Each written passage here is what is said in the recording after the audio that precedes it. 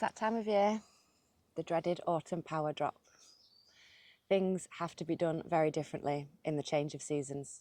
In summer, you just don't have to worry about anything. You've got very little power needs. You have all the sun and solar in the world.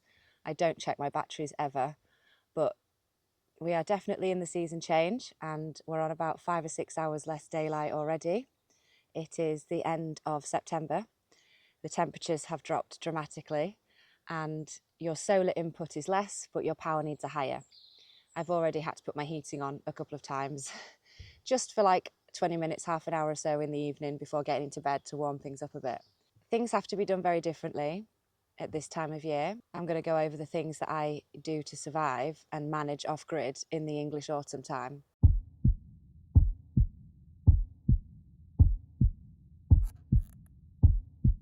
So my survival strategy overview is number 1, power banks. Oh, sorry, Savannah.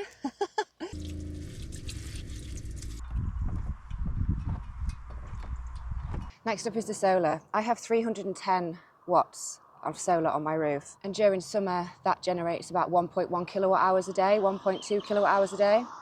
But in autumn we're already down to 600 on a good day. So we have to make sure the solar panels stay clean, and as you can see at the minute they're not clean. They get a lot dirtier in autumn and winter, as you can imagine, and you have to make sure you keep on top of cleaning. So my method is I use one cloth, wet cloth, to wipe them with, then I use another wet cloth to go over that section just to get rid of the residue, and then I have a glass cloth and I dry it with those. And you have to get into some rather interesting positions to get this done.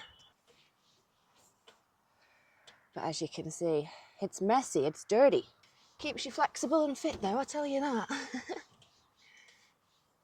And it does make a massive difference. Look at that one now compared to this one.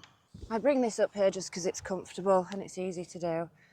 But yesterday we had a lovely sunny day and I only got about 350 watts of solar, so that was my cue to come up and clean them, because you should be getting more than that. Now my solar panels do run on daylight, not sunlight, so they are much better. They do, obviously they produce more power when the sun's out, which has just come out now, lovely. But they do run on daylight, so I do get quite a lot from them, considering I've only got 300 watts up here. But I know people with a kilowatt of solar on their roof and they still don't get enough in summer. So I just don't see the point in adding any more. In England, we really just don't have enough daylight through the winter. So it's super important you keep these nice and clean, which means we can get every last little bit of juice out of them as possible. Look at where I am right now. Unbelievable, hey?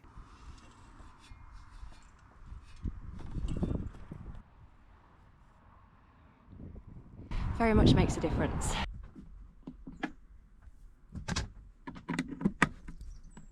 As I said first off, power banks are just a lifesaver. I don't actually run my laptop through the van at all from now until spring because I just don't have enough solar.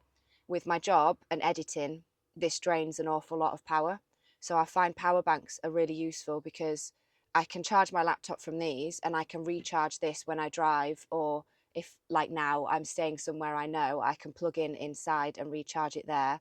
You can also recharge them using external solar panels, not the ones that use my van, because in winter the heating just uses so much power.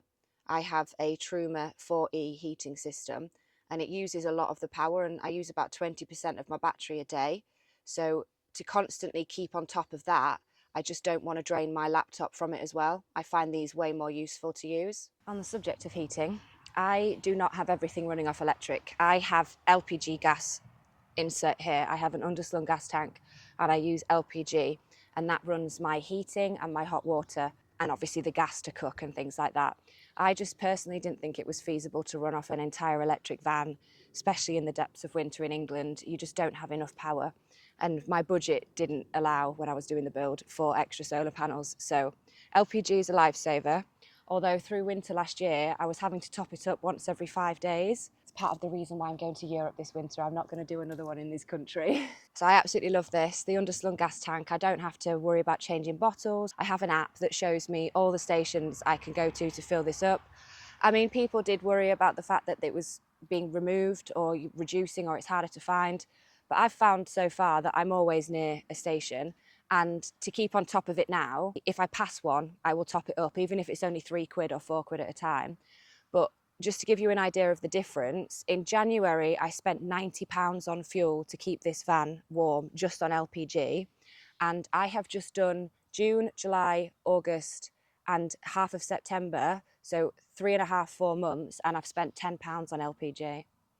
So it really is perfect during the warmer months, but it's a little bit of a pain to keep the van warm during the winter months. Either way, it's nice to have a backup other than electric, because if I don't have enough power, I can just top up with gas. So while we're here, we'll move on from the gas and move over a bit, and we have my electric hookup point. Now, this again just doesn't get used in summer at all, because I don't have to worry about the batteries, but this is vital as an option in winter. I think in winter I was using it like once a week at least, just to keep everything topped up, because I wasn't doing enough driving at the time when I was still working locally. So I really don't tend to use it often, but it is excellent as a backup and an emergency just in case. Like, even if I was in a dire situation where we'd had, you know, let's say cloudy days for a week and I didn't do much driving and I was really running low, you can go on a site and you can pay for electric hookup, and before you know it, your batteries are fully topped as well. So between these two, very much get a lot of use in autumn and winter, but I don't use them at all really in summer. So I hang these over here to dry after I've cleaned the solar panels. The last way to keep things topped up and working is when I turn the engine on, my DC to DC charger. So my van actually charges my van, which I just love. The novelty has not worn off yet, and I'm nearly 2 years in. So a DC to DC charger just means when I turn the engine on and I drive, it charges my leisure battery in the back. So worst case scenario, I can't get electric hookup. I've had poor solar for a few days. I'd basically just have to turn the engine on and drive somewhere, or even you can turn the engine on and sit idly and it will just give you charge. I did have to do that once through the winter when I got snowed in. I just sat with the engine on for an hour, and I get about 30% on my batteries per hour with driving. So the van charges the van, and we love that.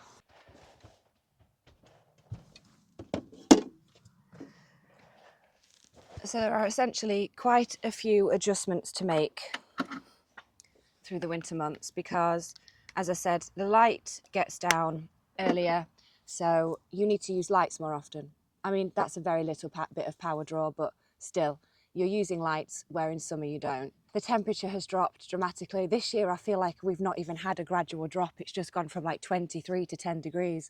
So this is why I'm actually in the south of England at the moment. I'm chasing the sun and the warmer weather to try cling on to summer as long as possible, because this power drop has just reminded me how much more challenging autumn and winter are. You've just got to constantly keep your wits about you with checking things and making sure everything's powered up. And I don't know how I'd survive without external power banks. I don't know how anybody does it.